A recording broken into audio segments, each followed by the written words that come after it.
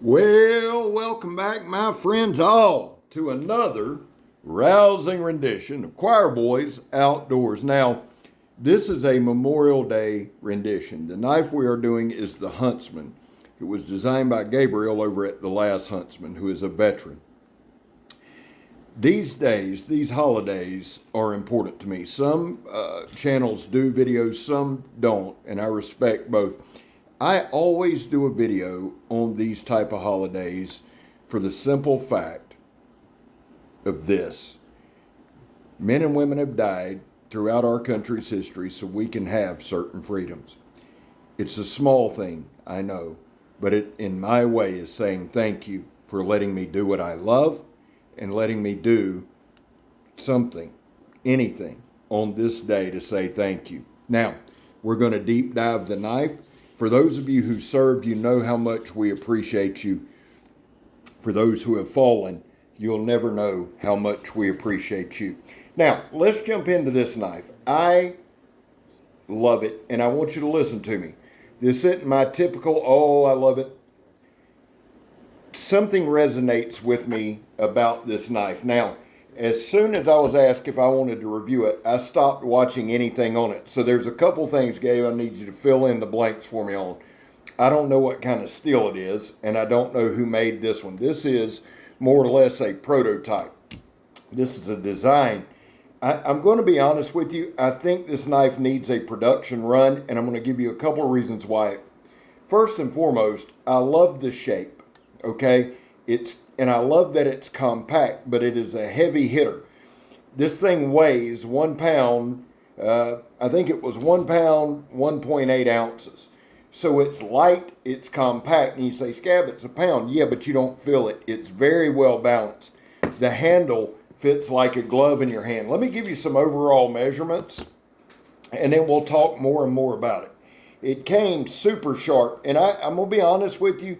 Kev, Peterbilt Knife Guy, did a review on it, and when I'm done with this one, I'm going to watch his and a couple more. But the truth of the matter is, this thing actually hits like a truck. The overall length is 12 inches and an eighth. The blade length is right at 6.5 with about 6.5 cutting edge, okay? The blade width is 2 inches at its widest point. The blade thickness, I'm getting right at just a little over 3/16, or right at 3/16. I know the handle scales are micarta.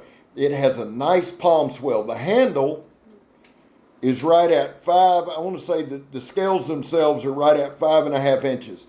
Now the inner grip, which is super important to me, is 4 3/8, so it will fit most hands.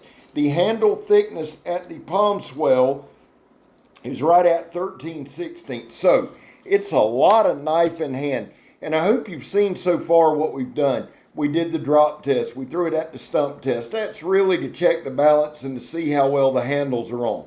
We're going to do a lot of batoning in this video just to get a feel for the knife. We're doing some slicing right here.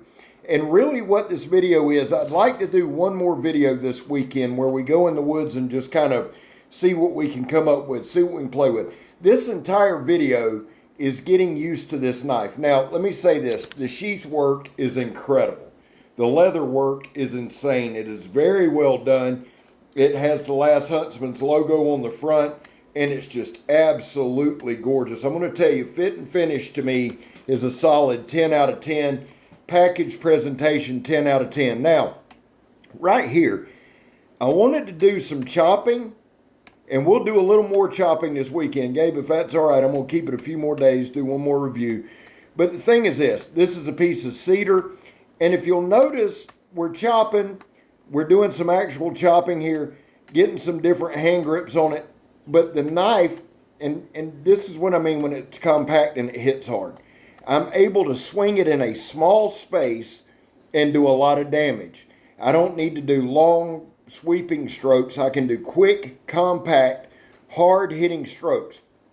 Just kind of like our stabs.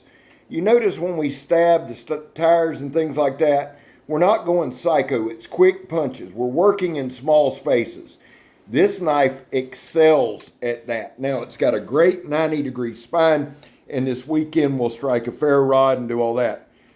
Here, we dove right into a good bit of baton, okay? While I don't do that typically in real life, I think it's important to do here. This knife is kind of built for it, right? This is a wood processor's dream. Now, it's sharp enough, and it's got a good enough edge geometry that you can do a lot of other stuff with it. You've seen all the cutting we've done, just straight up cutting, right? We've opened the video with that. The thing is this to me, what I loved and what I kind of learned in this little bit of time getting to use it is there's no hot spots in the handle, right? There's no jarring when you're batoning. It's easy to work with. I can work in short spaces. I can get a lot of work done.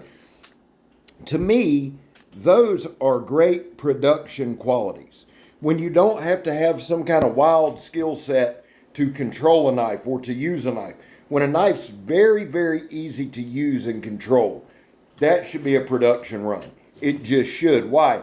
Because if you're thinking production run, if you're thinking of putting in the hands of many people, you want it to be easy to use. This knife's easy to use. It's well thought out. I like the design, but listen to me. I'm going to say this throughout the video. I like the compactness of the design. If you get in some screwed up spaces, or if you get in some spots, say you're at camp and you're camping with other folks and you can't just go ham and you got to work in a confined area, this knife will get it done, and it brings enough weight and balance to the table that it does it quickly, it does it efficiently. The edge did not roll, chip, anything. So that's why I really would like to know who produced this one, because they did a phenomenal job. And if you would, man, put in the comments who made it and the steel type. That way when we do our second review, we can shout them out and we can put all the deets in. You know what I'm saying? Like the kids say, you know, Scab, young at heart. The thing is this, guys. As I've done this and as I go and as we grow and as the channel grows, I want to be able to take knives like this and really make an impact. This is a well thought out, well designed cutting machine. It's also a great wood processor. I see it as a one tool option. You say, Scab, would you ever carry a one tool option? No, I would carry it. Here's the difference, I think, with me with a one tool option and other folks. When I say one tool option, I'm never going to use a one tool option. But in the back of my mind, this scenario always plays out. You're at camp. Say you're going on a hunt or something, and you go out for a scout. You're just going out for an hour or two. You're going to do a scout. You're coming back. You're headed out in the morning. You go out, and something happens. And this happens every single hunting season. Something happens.